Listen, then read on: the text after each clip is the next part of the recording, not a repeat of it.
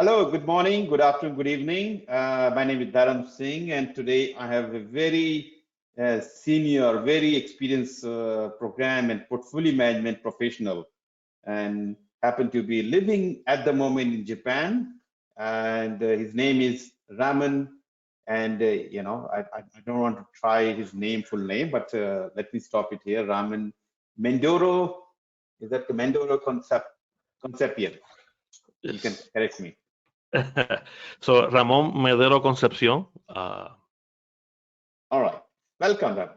How are you today? I'm doing good. Actually, enjoying the morning here in Japan. It's currently 9 in the morning, and looking forward to engage with you and with all the members of the webinar. Fantastic. So look, thank you for accepting my invite to be part of this webinar. It's always challenging for a person like you to find time from your busy schedule to give, talk about, some of the important topics, burning topics. Hopefully, some of our audience will find this useful. Right? Yeah. I'm left the office kind of like through the back door. So yeah, glad to answer the questions and glad to provide insight to all those that are listening and just be that little push for those that are considering pursuing these certifications. Exactly. And guys watching today, coming and joining, I know some of you are probably joining middle of night and early morning, and it's your love and love to learn some of the professional I'm bringing here. And I'm sure today's webinar is going to be equally good, if not better, or maybe best so far. Who knows? I'm looking forward to this webinar, and I'm sure you are also looking forward to this. And Ramon is well prepared for my questions as well as your questions. So please keep putting your questions on the chat, on the question pad, and I will take your questions at the right time. And we will talk more about that. So once again, thank you for joining. And thank you, Ramon, for coming along into this webinar. So with no further delay, let me introduce Ramon. He's coming with very extensive experience, with a lot of experience in the project, program, and portfolio management. And I will let him to talk about his work and work situation. So, but he's coming with experience working for government structure, for Oricon, and DPRI. I don't know what that means. I'm sure these are very important programs. And his experience and his expertise, because of that, I decided, okay, let's talk about very important topic, that is strategic leadership and excellence. So I don't think I can find better person than him to talk about this topic. Anything you'd like to add? Oh, right. Yeah. So just to give the members a little bit of background, what's going on here.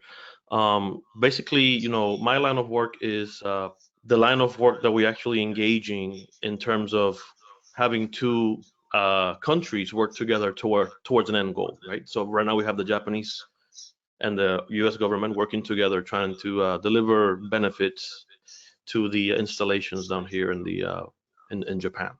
So in a nutshell, that's the high level overview of what I do. But in order for me to be effective on what I do at the project level, at the work package level, I need to understand how the task comes from the top down and how it trickles down. And that's that's the beauty of understanding this foundational concepts and all the certification knowledge, because you're able to see the theory in practice. Yeah, definitely. And actually, I like to congratulate you for completing two very important certificates, PgMP and PfMP, last year. So you completed your PgMP on 11th of May 2022, and the second certificate you got within 6 months on 8th of November 2022. Right. So would you like to talk about your journey for first PgMP and then got into PfMP? So yeah, my PgMP journey it was kind of a unique because I first applied for it before joining the mentoring program, vCare mentoring program, and I tested once and I failed. and I went tested again after talking to you for the first time, and you told me, you should probably reschedule the test and let's talk about it. And of course, me being as I am, I didn't listen, and I went tested out again, which I failed for the second time. And after the second failure, I was like, well, definitely I need to get some mentoring. I need to listen to the voice of the experience here, and let him guide me through the right path to attain my certification. So luckily enough, after the second failure, we were able to connect, join your mentoring program, and took it for the third time, and I passed above target. And then it moved me over. I took about a month or two off after I completed PgMP, just to kind of like let my brain cool off for a little bit because it was pretty hot. And then I thought, there's only one more step in this ladder. Why should I stop here? In order for me to be an effective leader in all aspects, the kind of like the well-rounded leader concept, I need to understand how tasks come from all levels, and how to decompose, and how do they affect, the structure of an organization. So I decided to apply for the PfMP, join your program once again, and pass on the first try. Yeah. Above target. So that was great, and that's I'm here today. From my experience, I'll say that the PgMP test was tougher than the PfMP test. And I say that, with me being failed twice and having actually sit down and gone through the actual, the SPM and all the materials. The program management certification was more challenging than the portfolio one, although, in terms of hierarchy, it goes up, and we all know familiar how the structure goes, right? But again, just for everybody in the group that is looking for these certifications, if you have a will, there's a way, and if you dedicate your time and seek for self-improvement, as always, as you should be in this profession, then there should be no obstacles or barriers to achieve your professional goals. Yeah, and one thing you mentioned, that your PgMP, you find PgMP was harder than PfMP. Obviously you tried twice before you became, come to this path with me, and then your journey became easy. And then now PfMP, you already know what to do. So that made your life a little bit easier, Right. And I think the work I put in for my PgMP paved the way for my PfMP, because I like I said, I actually took the time to learn these concepts to the nearest detail. And once I started looking into the PfMP material, it all clicked like immediately, because now I understand how I'm just like halfway through I'm in the middle of the ladder, right? So attaining the knowledge required for the PfMP, aside from what I currently do for work, it was an easier journey than the PgMP. Perfect. I'm glad I was part of your journey and you got the result. Yay. So along with you, I have now 448 PgMPs from 52 countries and 108 PfMPs.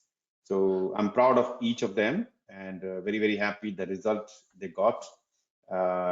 Most of them very, very, easy journey, and they found the, about target results. All right. So look, we can continue talking about PgMP, PfMP, and if anybody has any specific question, we can take this question about any other certificate or anything we're going to talk about. Please keep your questions coming. More questions mean, we have a more engagement, and we'll try our best to answer your questions. And if we can't, we'll come back to you at a later time, but most likely we'll cover your questions. Just to let you know, I have put a couple of links on the chat. Please go through it. If you have not watched this video before, this will help you at least to familiarize yourself with both certificate, what to do, what not to do. And if you feel that I can add you more value, more than welcome, please join, book my time, and we can talk about how you can take your journey from here to there and get it done in the short time. All right, and I do have a PDU code, which I will be sharing a little later in during the call, during this webinar, and you will earn one PDU from the discussion. So, anything else you have, Ramon, before you get started? No, just encouraging everybody that's in here to ask as much questions. If I notice that there are some in the group, we got José and Medina and José Araya. Si tienen preguntas en español también las pueden hacer y las puedo contestar lo mejor que pueda. Y aquí estamos para ayudarle. And yeah, but go ahead. I just basically said, if you have any questions in Spanish, send them to me and I'll answer them, and we will try to do the best to get you sorted. No, I thought you were talking something negative about me. No, don't worry about that. I mean, I do understand because I have a Google Translator. I can understand whatever. Anyway, so jokes apart. So look, I have few questions and I will go through them and let's start talking. So on the topic, we actually, as I said, we're talking strategic leadership and excellence. So the questions around the same topic. And my first question to you is, how can a leader, project leader, maximize human potential, build inclusive cultures, and drive lasting behavior change among the team?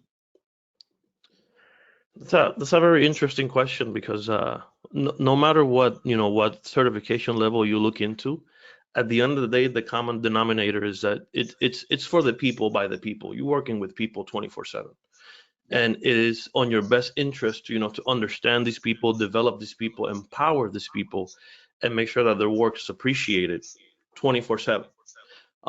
For me specifically, the approach that I use, I think the project leader should be able to tailor all his project management tools, including people skills, to fit the holistic perspective of the project itself, and be able to encompass kind of like herding all the cattle together, and find that and be that missing piece to that Rubik's cube that you're trying to fit in the organization.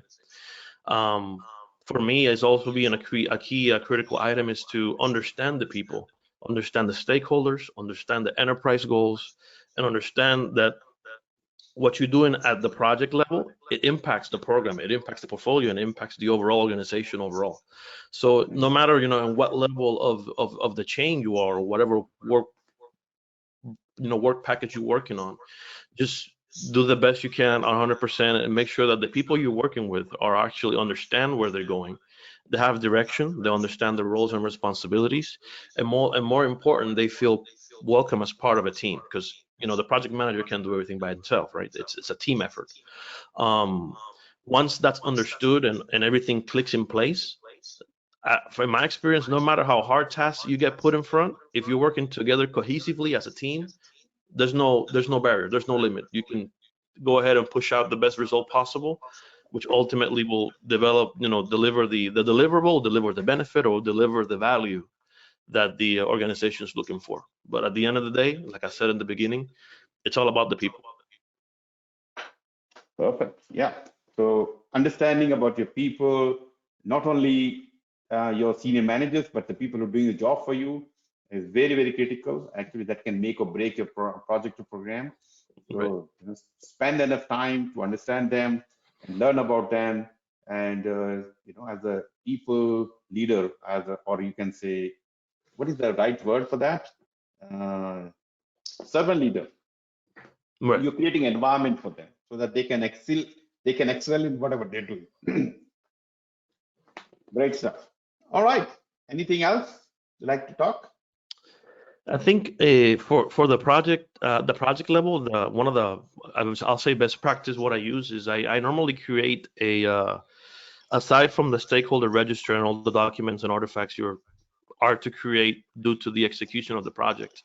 I kind of do an Excel spreadsheet with with names and interests and things that the project team, it's each member likes doing, or just keeping tabs on their interests.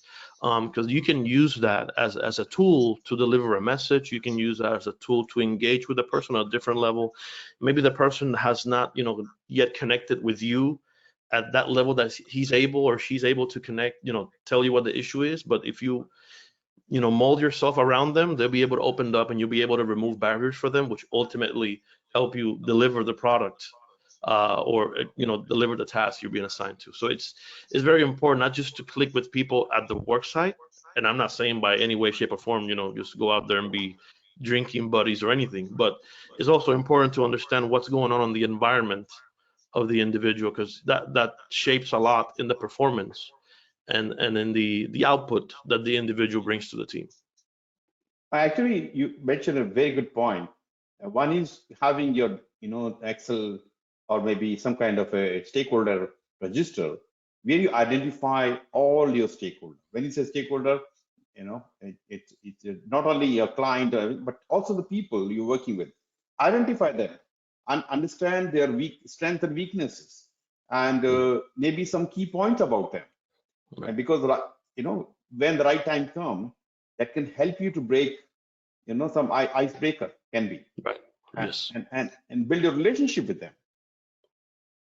Because I it actually happened to me. One person when I'm working with, and he's a manager of network, and he's my key person.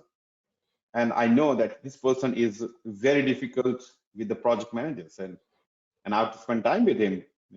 Data center, setting up the cloud data center with him. So when I was going with him to the data center, instead of talking the work, I start talking about something non-work, something he's keen or interested in, like some sports or something. And that helped me to break the barriers. And then, believe it or not, we became very good friends. And then he said, Dharam, I know you're new to the cloud technology and you don't understand many things, but if you are going to a meeting or you have any question, please come and knock my door. I will be happy to support you. Somebody totally don't want to talk about project manager, suddenly becoming project manager, my good friend, and helping me on every step. So that's where the relationship is very, very important. Right. And also, another thing is regardless, if you're in a managerial position or whatever, they're all, they're also learning from you. So whatever approach you use with them, if it's good, they'll take it. If it's bad, they won't take it. And this is what I call, that leadership toolbox that everybody has and that I had and developed throughout the years, not just by my time in the military, but my time in the private sector and now the defense industry is this toolbox concept that, you have good leaders and you have bad leaders. And it's taking those key traits that actually make that good leader a good leader and fine-tuning them and applying them to all you do. And of course, there'll be bad leaders who just, you see them in execution. I should not be doing that, right? But you also they learn from you as well. You learn from them. So it's a reciprocal learning process that occurs here at all these project programs and portfolios. So it's a very unique line of work, and that's why I'm so interested about it, because it helps me, it helps me connect with people on a different level that I thought I was never be able to. But at the end of the day, we're all working together as a team, and the team transcends, and that's the important thing. It's just making sure that your team transcends. Yeah, definitely. Great. Thank you for your insight and talking about your experience. So my next question is, how can you develop external leaders? So I think for that question, kind of ties in what I just mentioned about that leadership toolbox, or your leadership style and approach.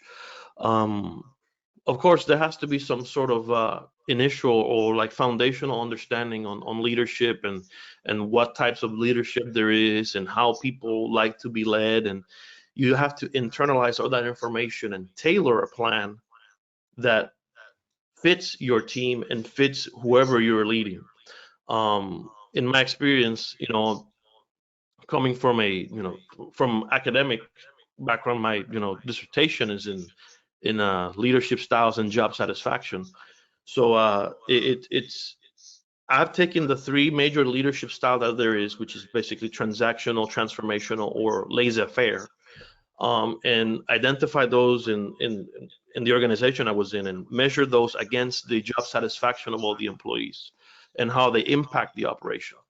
But having that basic foundational understanding what leadership styles there is will help you tailor yourself as a leader, because maybe person A likes to be approached in a transformational approach, and person B works better if you apply a transactional approach. So you have to kind of gauge your people, understand your people, and mold your leadership style around them. To develop extraordinary leaders, like I said, this is when it comes to the part where you learn from them and they learn from you. I had people that I worked with in the past, either as a colleague or as a part of my project team, that after a project delivered the results, they move on and take project management roles, and they reach out to me and hey, say, I have this problem. What do you think? Let's talk about it. And it's that connection, right? It never ends, and especially in this line of work, the impact you have on somebody will carry with them for the rest of their lives, and they'll use that forever. Another thing is being humble and applying lessons learned, and in terms of leadership, right? You might not know everything as a leader from the beginning, but if you're humble and you're willing to learn and accept and take feedback, right? That's the biggest thing, taking feedback, whether it's positive or negative, right? And applying them to make yourself a better leader. That's the key right there. That's it's being humble and applying that feedback and polishing your leadership skills so you can have a better impact on your team and future teams and so on and so forth. So this is a never-ending process. Fantastic.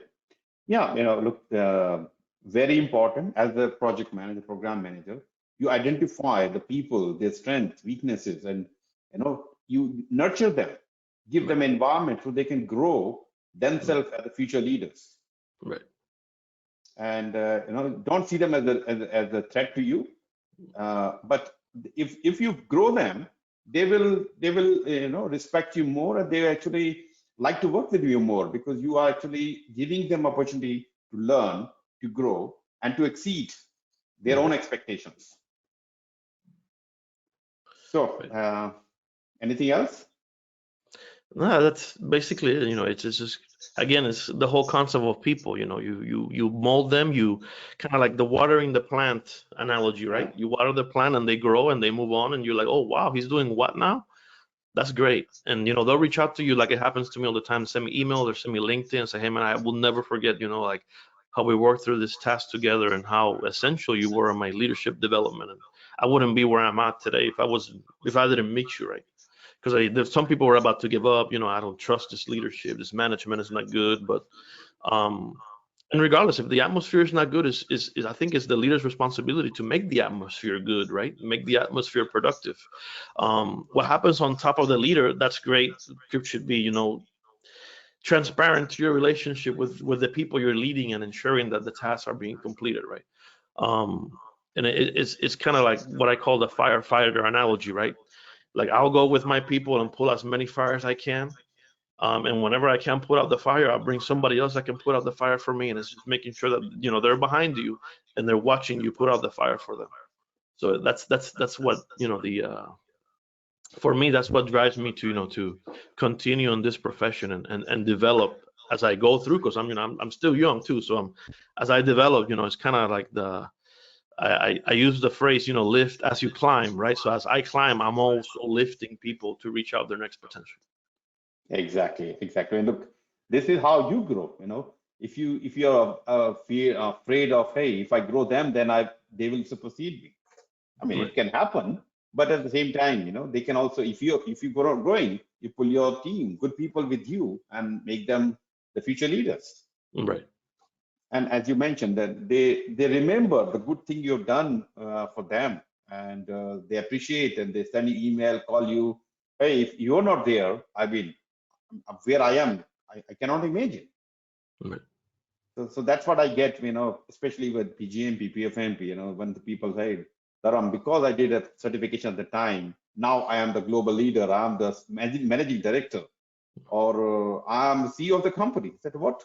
3 years ago, you did PgMP, PfMP at the time, and suddenly you're already CEO of the company. I mean, of course, they have done something else as well, and look, these certificates can open doors for you. Yes. Learning from PMI certification or any other certification, it's not for the sake of certificate. What do you learn from them, and how are you going to grow yourself? Right. And it has happened to me also. Now that you're saying that, PMI certifications open, doors for you. I had the situation where, the executive or the senior manager, he's certified as well, and the person that was before me wasn't. So when I come in, the first thing he says, finally, I can speak the same language, and somebody will not be confused trying to find a dictionary.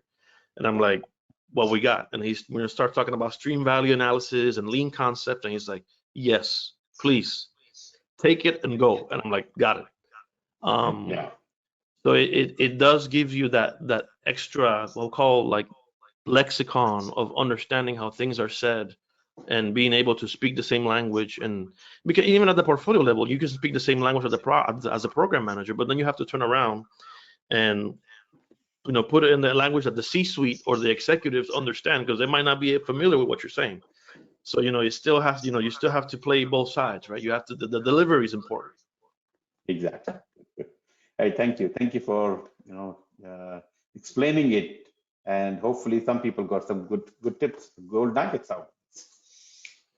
All right. My next question is, what must a portfolio manager do to build trusted relationship with leaders, C-suite executives, and project sponsors? So for me, as the portfolio manager, now I'm putting the portfolio hat. My number one, or my golden rule, is always telling the truth, regardless of the nature, and keeping the C-level or the senior managers informed at all times. Also, I'm a firm practitioner that when a problem comes, I am briefing the problem, but I'm also briefing 99 solutions. I just don't bring a problem to the table without bringing a solution. And that's an approach that has helped me throughout the years, and it continues to deliver results as we go through all these barriers and issues that we run in our day to day. Another thing that I normally upon or currently push is the trust. Has to, it's kind of like a buy-in system at the portfolio level, right? You have to kind of come in, show your value, show what you bring into the table, make sure that the C-level and the executives understand that you understand the vision and the strategic alignment. That's the key part of this. You need to show them that you understand the task at hand, so you can turn around and direct traffic and ensure that all the other members of the orchestra are in synchronization, right? Also, another thing is for not just the portfolio, C-level, also the other portfolio managers that you work with, is also kind of an empowering, because we all human beings. Sometimes we take vacation, we have to do things. So it's building that trusted relationship among your lateral partners. So when the time you step away, they'll be able to step in and cover for you for how many days you're gone, or if something happens, they'll be able to chime in on a meeting or give a high-level answer, just to kind of keep them, keep the senior executives at bay until we devise the actual plan and we present it back to the senior level. That's another relationship that you have to build amongst your lateral partner, because it's not just you, right? It's other people. But again, it's all relationship based. It's all ensuring that the message is understood on your end. You reply back, this is what I understand my task is. They say, go ahead, good to go. And you turn around, you deliver, and keeping them informed. Again, regardless if it's good or bad, you have to be that messenger of good news, and you have to be that messenger of bad news. And I'm telling you, bad news don't get better with time. So, the earlier you tackle the problem, and if you show up with solutions to the problem, you will, at least in my experience, you will be, that go-to guy when problems emerge, and it's like, oh, he got it. We don't have to worry about him watching. He's going to come back with solutions. So it's a never-ending process. Again, you build relationships, and those relationships will have to be built in, because as I experience, people change on the top too. So you kind of have to start from scratch. But if you leave a good foundation with the person that's leaving, that transition to the new person, when they do their turnover, you are presented as like this guy, he knows what we're trying to do, you in terms of his work ethic, in terms of his work performance, he is the guy that will tell you this is wrong and this is how we're going to fix it, and you should have trust and confidence in his abilities. So it's not only to build a relationship for the current staff, but it's also building a relationship for the future, because people change over, and it might be you going up to that level. So you now don't know the expectation. So it's all expectation management and people management. Exactly. Good. So actually, you talked two very important points. Having a trusted relationship between you as the portfolio manager, program manager, project manager with your sponsor, C-suite, and that is by keeping or having transparency. So if they're expecting something, you're providing them information. Yes, sometimes it's not good or bad, sometimes it's bad and bad situation. But if you keep them informed, they can actually guide you, help you as well. It's not always, they're looking, why not? They can say, okay, what can we do together to make this situation? Let's come out of the situation. Right. Yeah. And the second point you talked about, you don't go to the leaders with the problems. You go with the problem plus solutions, potential solutions. Right. Option, give them option. Hey, this is my problem, and I'm thinking about option A. It has these are pros and cons. Option B, option C. What do you think? So you have given them problem and three solution and pros and cons. Now they will feel more connected with you because they are taking the decision, but you are directing what decision you want from them. Right. And again, actually, it's the buy-in, right? It's the buy-in. You exactly. show up with a solution, and they say, okay. I'm sure they'll turn around and say, okay, this guy just makes my life a lot easier because he can just tell me what he's doing, what he's gonna do, and he moves forward, and that's great. Yeah, and that's very important. Give them, empower them to help you in the making decisions. Right. Yeah, and they can actually see, okay, what you're thinking is good, but I think if you look from the organization point of view, maybe let's think from that, and then they make suggest you something else. That's right. fine. Fantastic. Okay, good stuff. All right, my next question: why must organizations reframe their corporate strategies based on emerging intelligent supply chain and agile operations to deliver enhanced customer experience? I think for that one, the golden statement is that we live in an era where technology and information are available in everybody's hands. Yeah. Therefore, it's on the industry or the organization to remain, to gain that competitive advantage, to stay on top. And to gain that competitive advantage sometimes means, going into intelligent supply chains or AI automated services or agile operations, a lot of prototyping. And I can say this, having worked at Amazon before, there is a lot of testing and prototyping that happens on those fulfillment centers in terms of AI and workforce labor reduction in terms of having the robots do everything. So some of the things I've experienced for this kind of questions, we implemented smart ship dock areas that remove the actual human from it, and it's all robot sorting boxes and telling them where to go to what departure line. Another one is the self-driving forklifts that drive themselves through QR codes in the floor. Basically, the human just loads them and just press the button and it knows where to go. And the other one is the drives. Basically, is a robot that goes under the shelf, picks it up, and drives around. So a whole floor for the entire fulfillment center was automated. So all those drives were walking around. Of course, it's fenced in, right? But it was an interactive AI-driven operation. Now, probably the big question is, what do you do when that goes down, right? Because it's AI, it's computers, it might have a problem. For that, there's contingency, there's redundancies, there's all other plans that are in place to accommodate for the implementation of the smart technology. And at the end of the day, it's all about the customer. We go back again, it's all about the people, right?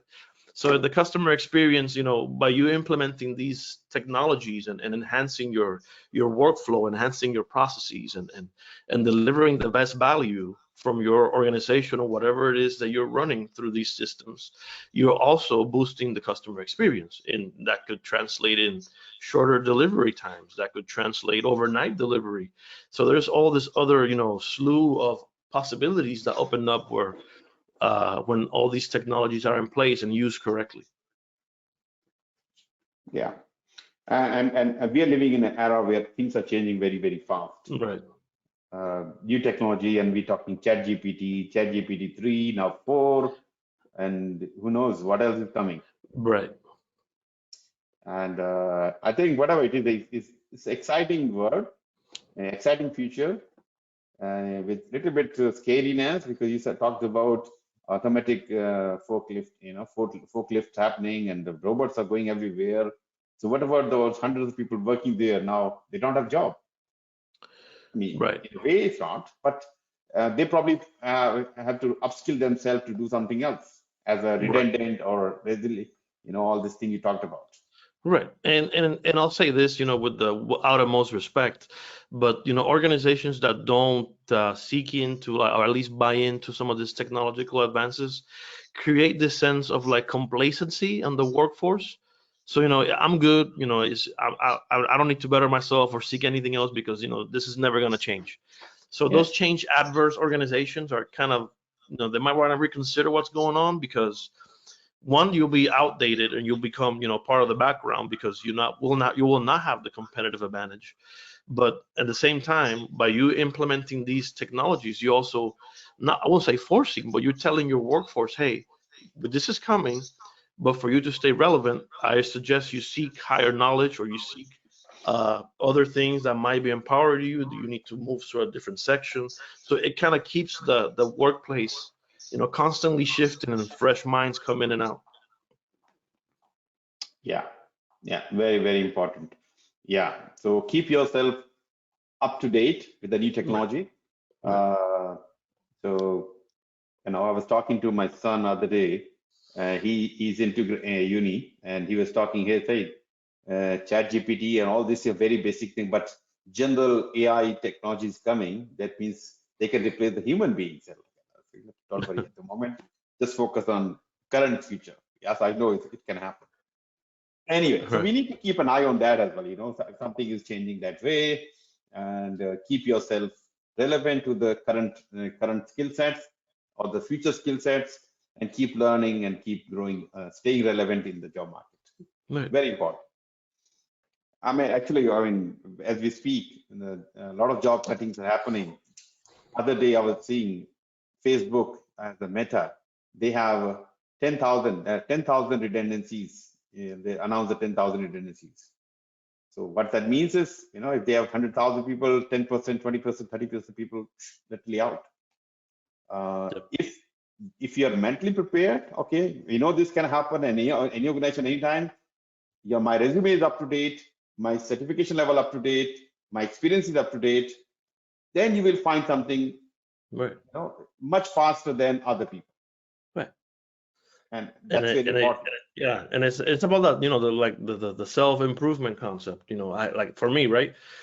Just because I have PMP, PgMP, PfMP, I'm not stopping there. I mean, there's nothing else for me to search for in the PMI world, but but the learning never stops. The way I do program management or portfolio management here might not be the same way that organization Y does their business, right? So there's always a constant change and a constant learning. And the way I do that, I subscribe to the program management newsletter, and I read the literature that they push out to kind of step on top on the current trends in the industry. And it's a big talking point too, as you present yourself, right? You start talking about big trends in industry, and you start showing that you are up to date with what's going on in technology, and people are like, okay, damn, this guy actually doing his homework when he's off work. So it's another added value that it might not benefit you operationally, but internally, you're putting the right image in front of those that are actually looking at you and evaluating you. Actually, it's a very important point. When it may not add immediate value, but people are watching. You gain knowledge out of this, let's say any certificate, PgMP, PfMP, PMP, or any other certificate. You gain knowledge. That body language changes. Your language, your tone as well change. Your confidence level goes up. That is more important. Just having certificate is important, but all this will, when you're sitting in front of the steering committee, your experience, everything is same, but now you have new terminology, and you know why you're doing all this portfolio charter, program charter, this and that. Now you know the importance of that as well. Now when you Right. talk, otherwise somebody can say, why are you wasting time with all this charter, programming plan, blah, blah, blah. Get to the job. No, why I'm doing this? Important thing because of this thing. Because now you can talk about them and you're passionate about that. Right. And it's funny you mentioned plans, right? So I had an issue, I wouldn't say an issue, but I have a situation or an experience that I roll into this program already in execution, and there was never a program management plan written. So I go in and they're like, hey, you know, welcome to the team and da da da da. I'm like, we want to have a meeting to discuss roles and responsibilities. And I'm like, well, hold up. That should be in the program management plan. We don't have one. And I'm like, but how are you in execution? Are you deliver benefits? Yeah, we completed some construction. I'm like, okay. I mean, according to whose standard? So we didn't stop, of course, the entire operation because there were funds allocated and everything was on running, right? But we had to make time to basically develop the plane as we were flying. Of course, that takes time, that takes, iterations, that takes revisions. But at the end of the day, we were able to kind of set the foundation on something that was already running, which was really hard because then you run into, people that have been working there for a long time and people that are change adverse and people that don't want things to change because they're very comfortable at what they do and they don't want to either learn a new skill or, being pushed to I wouldn't say the limit, but push out of their comfort zone. And that's the people you have to work with. That's the people that are willing to do the work and work with you. That's great. You have to watch for them outliers, because the outliers is what's going to drive. The people that are actually going this way, they will start skewing to the other side. And bring those outliers in and explain what's going on. And with the certifications and the foundational knowledge, you're able to break it down in a language that they understand, and they're able to see it as we never had this before. This is why we're doing it now. The outputs, when we do this, you will have more defined roles and responsibilities. You will understand what your job is to the smallest task and what your contribution to the team is. And that's what's important here, is understanding people. People understand that their contributions are appreciated, their time is appreciated, because time is precious to me, and so it's for everybody else. But at the end of the day, it's ensuring that everybody else taken care of, the organization is taken care of, and everything goes to plan. Exactly. So very important to have right plan with you, and you spend enough time. Then that happens when you know what you are doing. If you don't know what you're doing, then anybody can mold you or give you, hey, don't waste your time, just get started. And as you go through it, you learn and do things, which is I will not suggest, because it's not, so know your stuff, basically. Know your tools and techniques. Think about, you hire a plumber and hey, I don't know much about plumbing, but I have my tools and I will trial and error. Really? Right. And you're charging $100 per hour for that. Okay, I'm not good at that. Or I watch a YouTube video about plumbing, so it makes me a plumber. No. And at least in my in the construction industry, what I also experience, and I'm not sure if you experience it too, but in the construction industry, we have at least I have a lot of I work with a lot of engineers, right? Engineers by trade. Yeah. And they come in and they say, well, I'm a program manager. And I'm like, so what are your foundational concepts? Well, I'm doing procurement. Okay. Hey, I got a question about the procurement. Okay, what's the question? X, Y, and Z.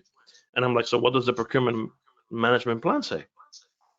Well, I didn't know how to look there. I was like, this is, you might be, you're an engineer by trade, and I respect your profession, but this is our profession within itself. Like, we understand this at levels that it's not that you won't get there, but we talk a language that you don't. And it's having them understand, and that, I want to say friction, but they kind of get a little sensitive sometimes, because like, I'm an engineer, I'm a professional engineer, and I'm like, well, I'm a professional program manager. So it's and then you work through the friction, you work through the obstacle, and you both learn from each other. Because trust me, I know a lot of engineering things that I never knew or thought about knowing, but it's because I had to learn them in order to speak the same language to them and decompose what I'm trying to say to them so they understand. But yeah, that's a key in what I'm doing right now. Perfect. Thank you for the long discussion we had, and hope it was interesting. Actually, it was interesting. So, guys, I know if you have any questions, please feel free to put your questions. And if you have anything you'd like to ask, anything basically, about the topic, about anything else. My next question, Raman, for you is: do current generation project managers have a quest for self-development and the highest level of professionalism to become thoughtful leaders of the future? For that question, I'll answer as a yes, and this is because me being part of the young generation, right? But yeah, I've seen that there's a hunger out there for self-improvement. There's a constant development aspect that I experience with peers around my age group. Talking about between 30 and 40 years old. But there's also the other side is the stagnation of some of the senior leaders that don't want to listen to what you're saying, because you went to the PgMP course and all these courses and all these foundationals, and then you go back to work and you start talking and they're like, we're not doing none of that here. So that's one thing you have to kind of gauge and understand. It might a lot of things, but you have to see when you can say things and how you say them so they don't get misinterpreted. But in terms of the younger generation, I think I'm a believer that in the practitioner and the process optimization and the integration that enables to create the best product, you have to seek self-improvement if you're trying to seek the best product or attain the best result possible. There's, like I said, there's other things that come in with the younger generation. I'm not specifically talking about my age group, but maybe younger, that societal concerns are completely transparent to what we do.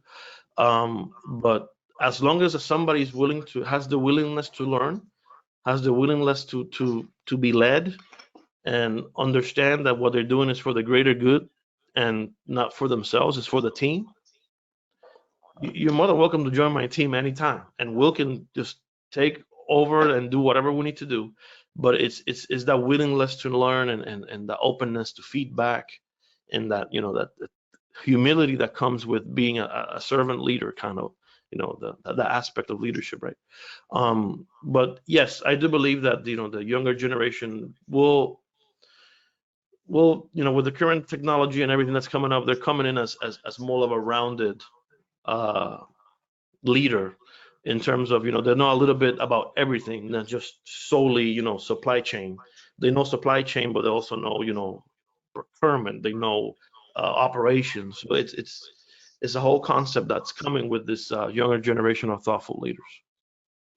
Yeah, and advantage we have in this current age is there's so much information, so much technology available for us to learn. A lot of free stuff like this webinar, you're watching for free, and the recording you're watching for free. And LinkedIn has a lot of courses. Then a lot of YouTube. You go to the YouTube channel, you find a lot of, especially in my YouTube channel, probably have around hundreds of 70 to 80 recordings like this. The people like you came and they contributed to the knowledge bank I've created, and people can learn from that. There's a lot to learn, and from all these freebies available, or from the right mentors, and learn from them, and be a better leader for tomorrow. Right. And encourage other people to learn as well. Let them be another leader. Or leadership is not about position; it's about taking initiative. Right. Okay.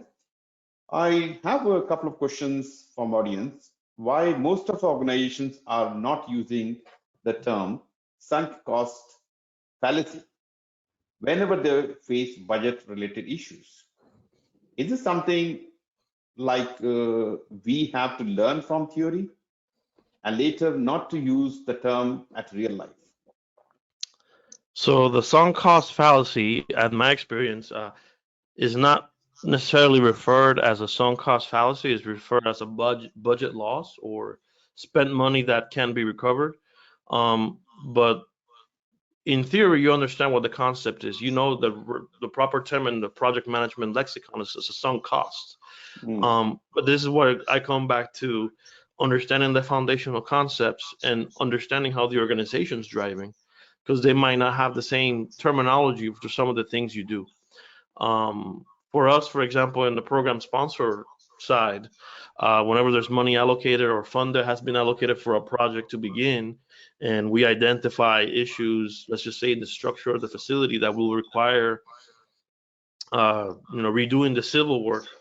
Of course, those funds were already allocated to have the project begin at a certain date. So those are kind of sunk costs, but they don't say sunk costs. They'll say something, is funding that now we have to allocate to a different project because we already have it, but we just can execute on project X. So we'll move it to project Y. And that's one thing, it's having that keen ear to when they say things that you understand what in theory they are, but they name differently. Exactly. Good stuff. Thank you. Next question is, for somebody who has never done portfolio or program management, how do we get started? For somebody that has not done a portfolio or program management, how do you get started? That's a very good question. If you're doing project management right now, you understand, the elements of a project and what is required for a project to deliver its deliverable or its temporary endeavor, correct? So in that aspect, I think to familiarize yourself with the, for you to understand portfolio, you'll need to, I wouldn't say necessarily understand program, but it's a good ladder to follow because it'll help you in the long run. To understand program, now you kind of, I wouldn't say disconnect yourself from the orchestra director, but now you have other orchestras that are playing the same song. That's just in the lamest terms, me explaining.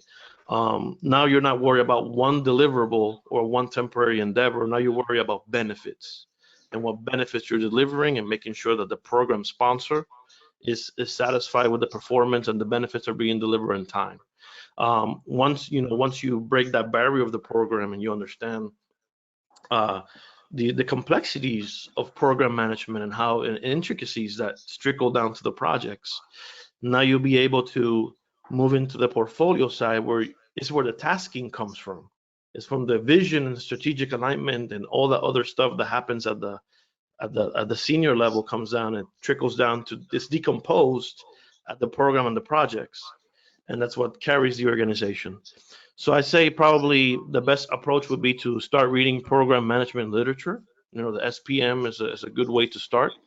Also, there's available literature and webinars like this one and other things that Mr. Singh has that will help you understand. It'll give you a better perspective of what program and portfolio is.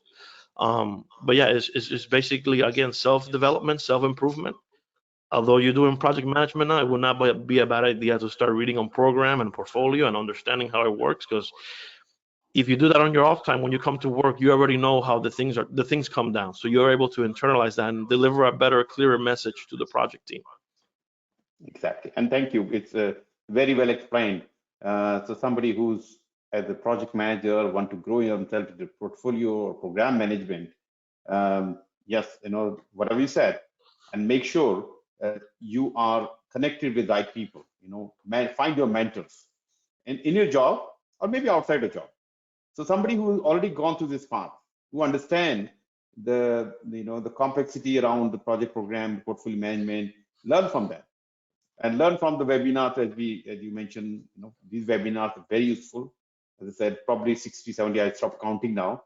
So many people have contributed to this knowledge bank, and they all great, just like you talking, and learn from that. And go to the PMI website, and if you're a member, you can literally download any document, any practice guide, any standard, and read them, learn from them, learn from the ECU, exam content outlined. Every certificate has ECU as well. Learn from that. And I do get people, they come not only for certificates. Dharam, I'm not eligible at the moment. I may be eligible in 2-3 years, but can I join the class? So not for the exam preparation at the moment, but making myself better program manager to do my job better. And why not? Yes, it's all about you become better program manager or portfolio manager, and you start doing the job you're expecting, and you're doing learning and also growing yourself. Right. Yeah. For information, I have already posted the PDU code on the chat. Please check on the chat and take a note of the PDU codes identifier and the claim code. So take a note of that. And people watching, as I said, you can write to me, send me email. Dharam, I watched this webinar. Can you share the PDU code? I will be very happy to share the PDU code with you. Okay, I have a couple more questions. We're getting questions last at the end. That's good. It's all agile now in the market. Everybody's focus is to make towards agile. How PfMP and PgMP going to be relevant? Okay. So the agile concept and project management, right? It's constant moving, constant testing, constant prototyping, and it's delivering as it goes, right? Yeah. In the program side, in my experience, I have projects that are waterfall or traditional or follow a specific chain or structure. And I also have projects that are agile, that the output or deliverable of the agile has to meet the deliverable of the waterfall project at the end. So it's kind of, in terms of relevancy, from a PgMP perspective, right? The delivery method of a project, as long as the benefit is delivered, the benefit is delivered. It's not really, doesn't differentiate on what approach or methodology was used. However, the beauty of it is how you tailor your skills and use your program management skills to ensure that the best product is delivered with whatever methodology you face. And yes, you have to understand the methodology that being used in each project for you to understand and be a little bit more intelligent when it comes to talking to the project team, of course. But I think the agile, the agile aspect of deliverables, what I've experienced, it only stays at the project level, doesn't necessarily go to the program or portfolio. I mean, do I see in the future maybe agile program management? Maybe, I'm not familiar, but maybe it'll trickle up to portfolio. But at the end of the day, program manager is responsible for benefits, and then from those benefits, different methodologies are used to deliver those benefits. And the portfolio is what about value and strategic value and organizational development. So the task, hey, develop a portfolio that will be comprised of program A, B, and C. You turn around, tell your program managers, this is what we're gonna do, this is where we at. And then those program managers go into their project managers, and they develop their work based on the methodology that they're going to use based on the deliverable required. So it doesn't really, I'll say, this doesn't really go into the PgMP or PfMP realm, the agile side, but it's mostly, the executionable deliverable work package done at the project. Yeah, and very well explained. And actually, thank you for doing that. So the important thing is agile, as you mentioned, is at the project level generally. But program manager, the focus is on benefit delivery. And for that, whether you're running, and your program has multiple projects. Some of them can be agile, some of them can be waterfall, some of them can be hybrid. Really doesn't matter. What matters is you coordinating the interdependency in such a way the result coming out of that will give you the benefit. Because even if you like to, some of the work you cannot do as agile. And the same program, you have certain things, you're building a website, you're building an application. Yes, that can be done agile. But if you're setting the infrastructure or some of the work, yes, we try to do that, but it's difficult. Your job as a program manager is to manage interdependencies and manage the delivery of the benefit, keeping your stakeholder informed, keeping your, having the right governance structure. That will make you a better program manager. Doesn't matter agile or non-agile. Okay. All right. And I think follow-up question on that is, I'm working as a Scrum Master for the last few years. Look, doesn't matter you're working as a Scrum Master. Maybe you're already running a program. You have to see in detail. Sometimes, you we may not know about it, but we are already managing some programs because Right. your role is given as a Scrum Master or project manager, but you may be managing mega $1 million work, and that itself is a program. So look at in detail. And by the way, your experience for project, PgMP, PfMP can go back 15 years. So you start chronologically backward, and maybe you have relevant experience now, maybe 5 years ago, 10 years ago. Anyway, so we can talk more about this as we go. And yeah, if you have further question on that, let's talk about it, and I will explain to you. Maybe I can help you to identify eligibility. And if you have eligibility, I will take you through the journey and get you and make sure you pass the exam in a very short time. The question is, does a postgraduate or like a MBA is necessary for one to become a program and portfolio manager? I'll say not necessarily. I've worked with program managers, project and program managers that just have a BA in finance or accounting.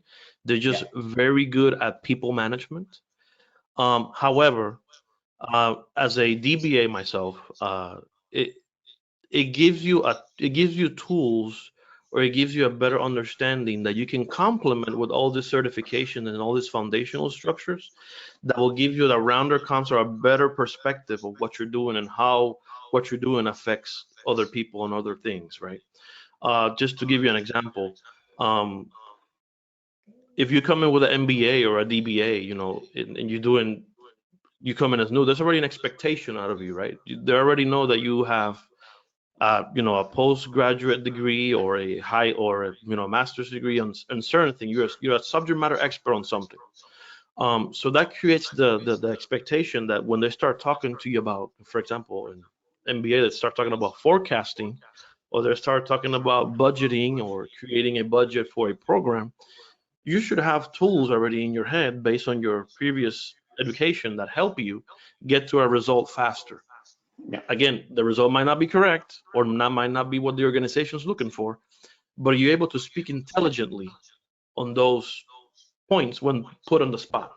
And I tell you, when they put you in the spot and you give some answer that is like, they're like, okay, I think you got to go back and do some homework and get back with us at a later time. And for now, we'll just pause here. And then, you take that back and come back later. But yeah, I would say not necessarily in a post-graduation or postgraduate degree is required for program or portfolio management.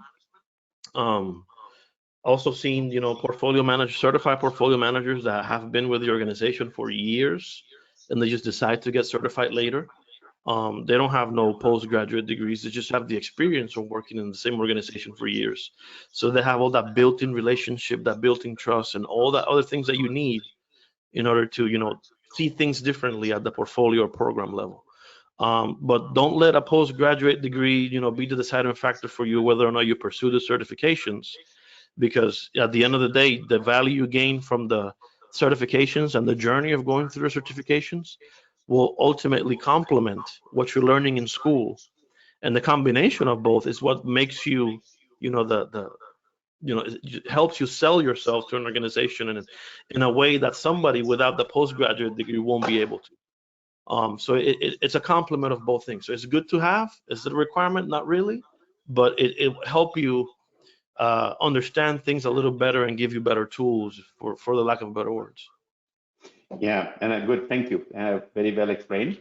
My take on this is $40,000 and 2 years of extra study versus $3,000 and 3 months of study, you get the certificate.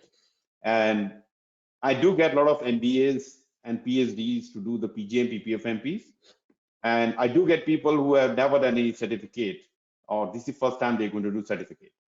So doesn't matter what background you have, the learning you will get from this certificate is it can be good enough for you to do your job better, because it's a huge learning from these books. So if you have a choice, should I go and do MBA first and then become, I will suggest don't waste your time and money on that. Get yourself put yourself in the right structure and right program and get your PgMP PfM done. I can tell you the results will be equally equally good in both sides. Anyway, so that's my take on this. I never done any MBA, so I cannot talk too much about it. Anyway, so thank you for your questions, guys. It's a really, that makes our discussion more lively. And thank you, Raman, for your so much experience and the way you explain everything. And I can see the passion when you're talking in all the questions. So it's a great, and I can say you have done really good job in giving back to the community. So thank you very much. And on behalf of all the attendees today, I want to thank you for explaining things in a very lightly and with the proper examples. Thank you. Absolutely, and then thank you for the opportunity for giving me the forum to kind of give my experience and my journey and kind of give you a snapshot of where I am and maybe what I said today applies to some of the members here on the group and hopefully you able to learn from me as well. I'm able to learn from the questions presented. Like I said, always remember this is a reciprocal learning process and just keep grinding. Thank you again to you and to all the people and to my team, wonderful team who doing good job by connecting and getting things done, bringing everybody together. And I'm privileged to be part of your journey one way or other. And a lot more people lined up for these webinars. So please keep an eye on the upcoming webinars. And I'm sure you're going to keep learning, keep earning PDUs, and keep growing yourself. So until next time, thank you and bye and take care. All right, you're welcome. Bye, everybody. Thank you for attending and best luck to you on your future endeavors. Thank you and take care. Good luck, guys. Thank you.